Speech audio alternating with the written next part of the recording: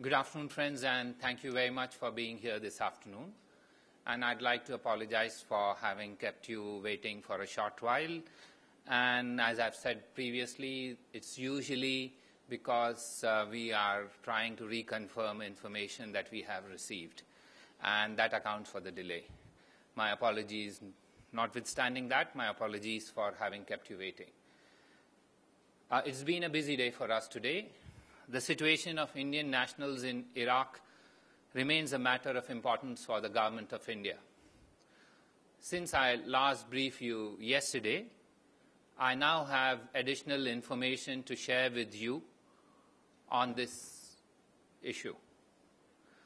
This information pertains both to Indian nationals who are in the conflict zone in Iraq, as well as Indian nationals who are outside the conflict zone.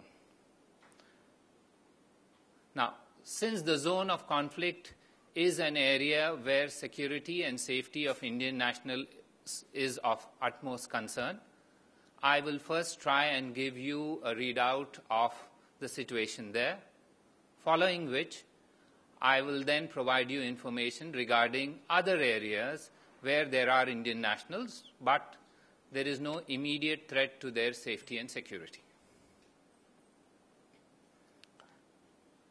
Now, in the zone of conflict, we have repeatedly told you that there are very limited number of Indian nationals.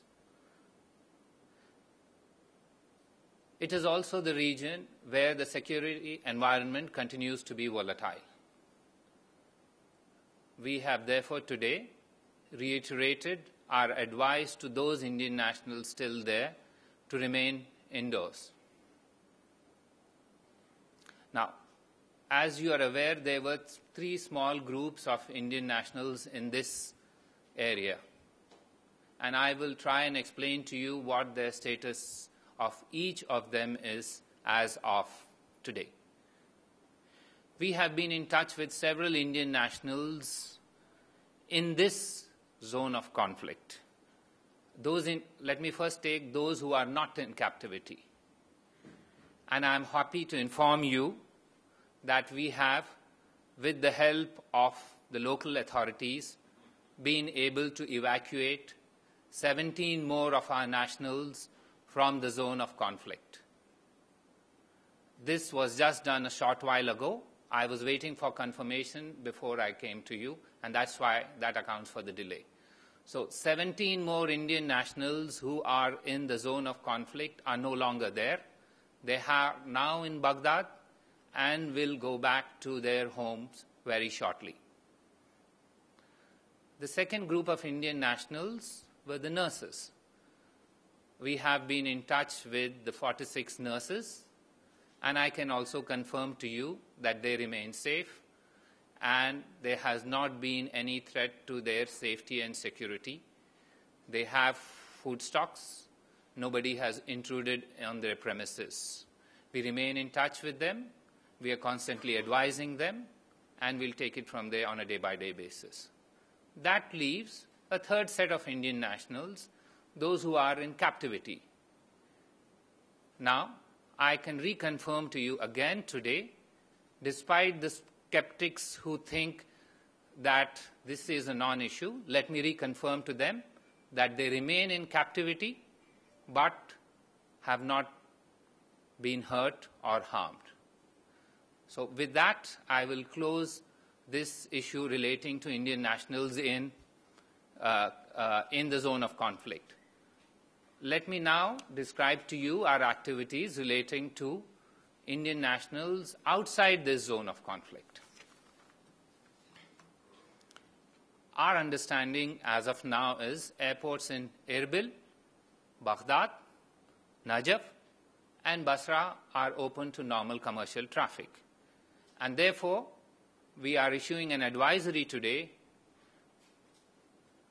telling all Indian nationals who wish to travel voluntarily that they can take commercial flights out from these airports. We will provide them all assistance that is required if they so wish to travel. Our helplines in Baghdad will be working on a 24/7 basis. And let me read out to you those numbers of the helplines in Baghdad. These are 00964 770 444 4899. The second helpline is 00964 770 484 3247. Now, in addition to this, taking into account that a significant number of Indian nationals are also resident in the southern cities of Iraq, we have decided to set up camp offices of the Indian Embassy in Najaf, Karbala, and Basra. These offices will provide facilitation of every sort to any Indian national who requires assistance. Finally, in consultation with the Iraqi authorities, we are setting up a joint committee which will handle issues relating to those Indian nationals who have problems about their immigration status. So on our side, there will be officials from the embassy. On the Iraqi side, there will be officials from the Home and Interior Ministries relating to immigration, so that those Indian nationals who may have problems relating to their immigration status can be facilitated and assisted to travel if they so desire to travel. In essence, today, we have been able to move in a positive manner on both fronts. In the zone of conflict, the number of Indian nationals now that remains there has been reduced by a further 17. In other areas, we are moving to assuage concerns and facilitate the voluntary return of those who are desirous of coming back to India. I think that is what I have in terms of what I have to say. If you have any information, any questions, as is usual, I will answer 6 questions relating to this, and I'm willing to answer a couple of questions on other issues beyond this. Yes, Ashok? Akbar, can we know the conditions of Indians in Kirkuk? Condition of Indian nationals in Kirkuk. Look, let me be very clear that this is not a general remark. There are issues in every place in terms of concerns, but we are working with every organization, with every possible avenue, and trying to assist. I will not get into general details about conditions of Indians in X place or Y place. I have given you a broad outline, and that remains our understanding. Those areas where there are conflict, I have explained to you, are areas of serious security concern. I have explained to you what we are doing. And those areas beyond that, I have explained to you what I am doing. Yes, Rajiv?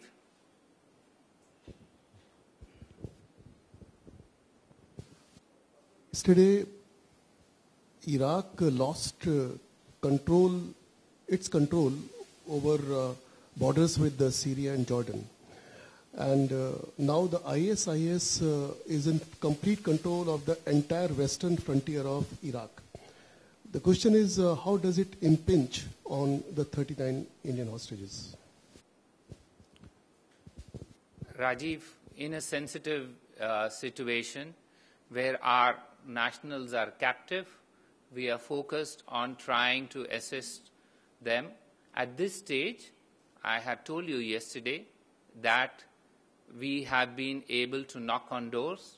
Those doors are opening. I have again told you today that we have further confirmation as of today that they remain in captivity, however, have not been harmed. We will take it day by day, because in captivity and safety are a contradiction in terms. And therefore, I don't want to go down that track and explain to you further what are the levels of this concern. The situation remains a matter of concern for us. Anyone else? Just 1 minute. Just a minute. Pardon? Out of these 17 people evacuated, which of they are from which states, you know? I'm afraid we will not be able to share that information because this is a matter of operational detail, and at this stage, once they fly out of Iraq back to their homes, you are free to find out from them. But there are people who have been through traumatic situations. We assess them as Indian nationals. At this stage, we did not get down to tabulating their regional affiliations, the language they speak, etc. They were all Indian nationals, and we've held them as Indian nationals.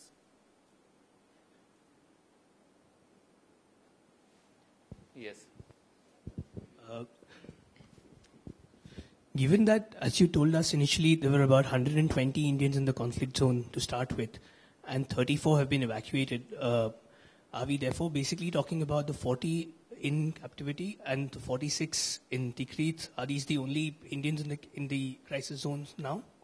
Charu, in a conflict zone, in an area where the security situation is tenuous, we can give you the drift of the situation. Please understand that there are no possibilities of pinning down exact numbers. What we can certainly say is that the numbers today are 34 less, as you said, than what they were at the beginning. You also are aware we've given you an estimate of the numbers. In such situations, it is best to work one by one rather than to jump to conclusions based on numbers and then try and prick people's balloons by saying X number was there and Y is now available, etc. We've told you the broad areas, and we remain intent on helping every Indian national. This is not a matter of numbers. It is a matter of helping every Indian national, A, in the conflict zone, and B, beyond those areas. Both these numbers are approximations. If nobody has on Iraq, if anybody has on anything else? Yes, sir? Yesterday, Tamil Nadu CM Jayalalitha wrote a letter to, today she wrote a letter to PM. She added that India should not recognize the IMBL, International Maritime Boundary Line. So, but at the same time, we are looking into this issue. 18th, some Indian fishermen were arrested, and 19th also they were arrested, and 20th at night, some fishermen were also arrested. So, our External Affairs Minister Sushma Swaraj had a meet with all neighborhood countries' ambassadors. Have you speak anything about this Indian fishermen issue with the ambassadors? Because still these issues still going on. So what's your response in this matter? Because it's a humanitarian issue you are saying continuously. Yes. First of all, when our ambassadors meet the External Affairs Minister, they discuss all areas of importance. And certainly, the issue of fishermen is an area of importance. And if you would like a confirmation, I can say so that this matter was discussed. As of today, there are 64 Indian fishermen held in captivity in Sri Lanka. We are, as is usual, pursuing this matter through normal diplomatic channels. As we have done in the past, we will remain fixed to trying and resolve this situation at the earliest. Because, as you said, we see this as a humanitarian issue, we see this as a livelihood issue, and we will continue to take this matter up with the Sri Lankan authorities. For the present, we have had consular access to them, and therefore we have provided assistance to some of them. Some of them were sick. They've been provided medicines. The others have been provided basic amenities such as clothes, soap, other amenities, and we will continue to pursue this matter with the Sri Lankan government.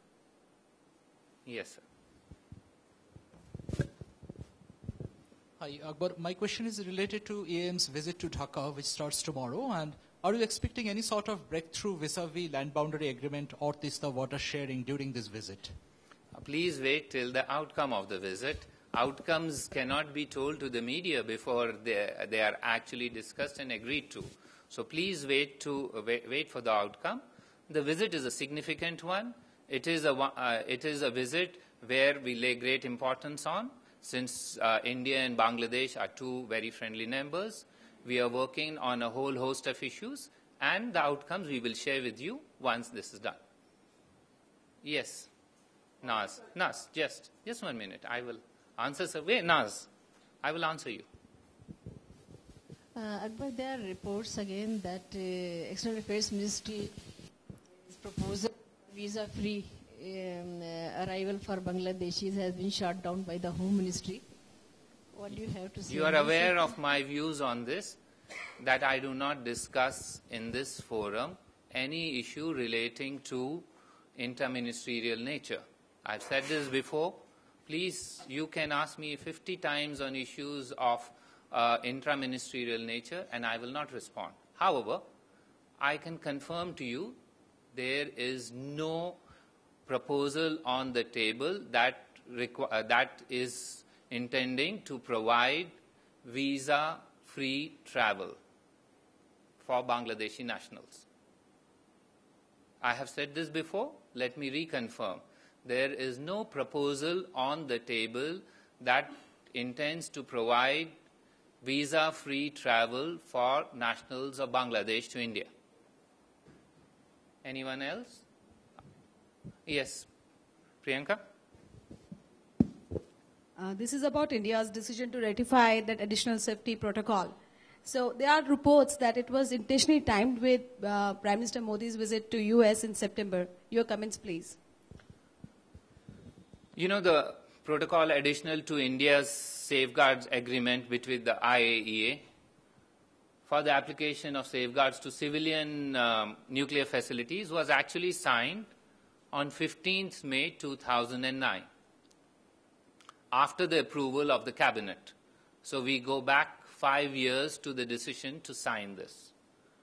Now, such protocols are signed by several other countries who have advanced nuclear capabilities, such as China, Russia, USA, France, and the UK.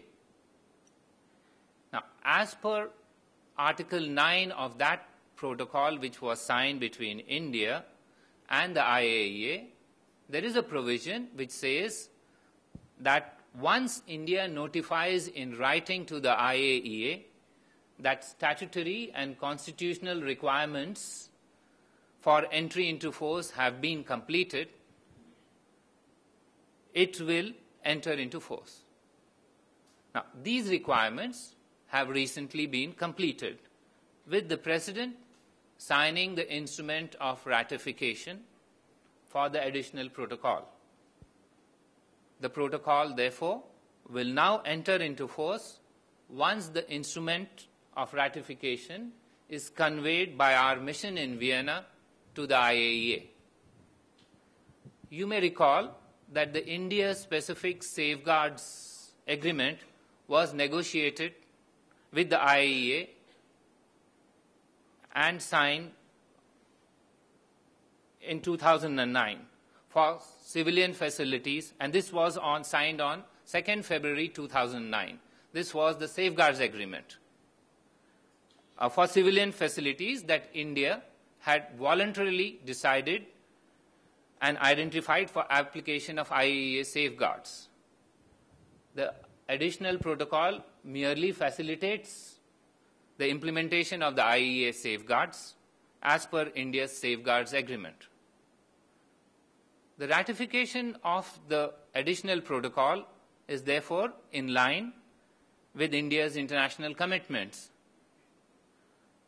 and the process has been underway for some time. The additional protocol is also consistent with India's national interest as a responsible nuclear state and allows us to continue to build civil nuclear cooperation with our partners in the international community.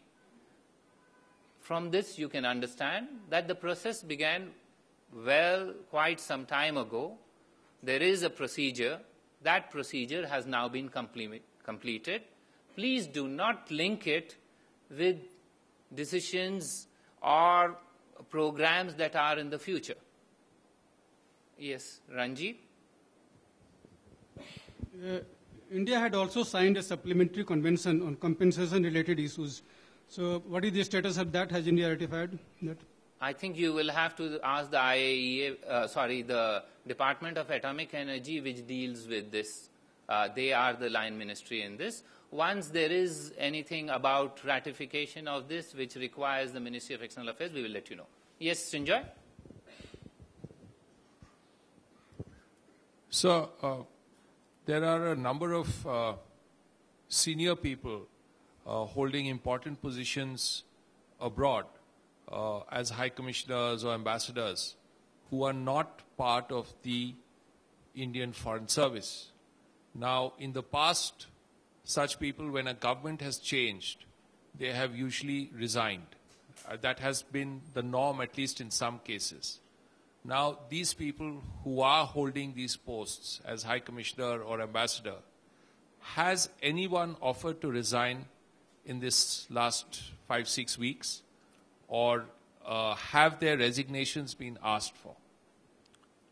Srinjoy, these are personal issues. First of all, you have combined a norm with some time. Either it's a norm or it is some time. Please, let me finish. You had your chance. Now it's mine. A norm means it always happens. What you have said is something which may have happened in the past, but as far as I know right now, not to my knowledge has this been an issue so far. Yes, last question and we end. This question was touched by you yesterday very briefly because the meeting was inconclusive. I'm talking about the head of missions meeting, which was chaired by the EM. If you can throw some light, because the Prime Minister is giving a lot of importance to the neighboring countries, and very specific issues were discussed, and if anything transpired from that meeting, if you can. Well, I can confirm, like I did to him, that all issues of importance with the neighborhood were discussed and considered. The effort was to have an integrated approach to the neighborhood, learning from experiences with one country so that best practices can be identified and implemented elsewhere. As you are aware, as far as India is concerned, the Prime Minister has already clearly signaled that the neighborhood is, for us, a priority. And this meeting is yet another facet of that approach. We've had very interesting discussions yesterday. These are obviously in the nature of brainstorming sessions.